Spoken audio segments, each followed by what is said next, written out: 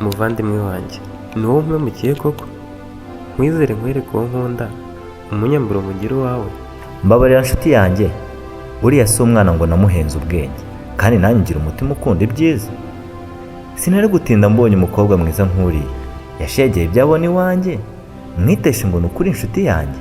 Humura sinjye wamugutwaye yarizanye, ahubwo wiyakire hakiri kare rwose, kuko wawe ntahajya urabizi. buriya nuko atari uwawe.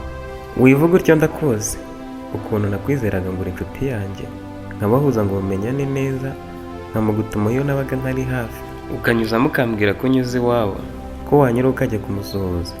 Kumbe washakaga aho uhera ngo umwigarurire umugire uwawe. Naguha impano zo kumuha ukazita izawe, namugera imbere akambonamo icyo atazi, ngo ntakimvaho ngira ubugugu. Namugutumaho kuko nagize akazi kenshi, ukamwumvisha ko namuburiye umwanya, kumba ndi kumwe n'abandi, agahora anyurira buri munsi, anshinja kumuca inyuma iteka. Reka sha ibyandariye birandurura, ibintu si ibya ba nyirabyo, ahubwo nibyo washoboye kubyitaho. Wowe wabonaga umukwiye, wowe utazi aho tugana ubu ngubu, wowe utazi gutetesha umukobwa ngo umutemberane mu mahoteli, murye ubuzima mu mapisine, ngo mugurire inkoko n'icyo yinywesha. Nawe uri aho ngo utegereje kuba utazi kwiyitaho nawe ubwawe, ngo ukeneye umukobwa utagira uko asa.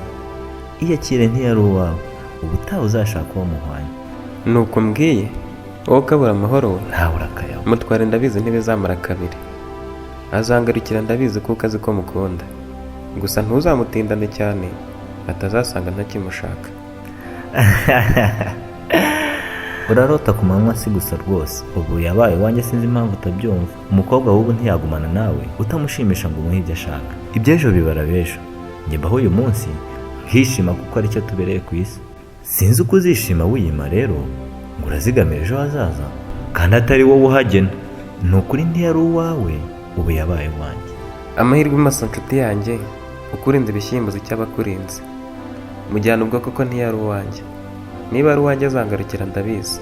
Singiye kwiyemeza ubuki nta mizinga, ngo ntangire muhonge kandi nzanamukwa, ngo ndahangana n'insoresore zo hanze aha, zirajwe inshinga no gutanga ibya mirenge, ngo zikunde zigarurira abakobwa, zihora mwirahamwe zidatekereza iby'ejo. Mujyana ubwo koko ntiyari uwanjye.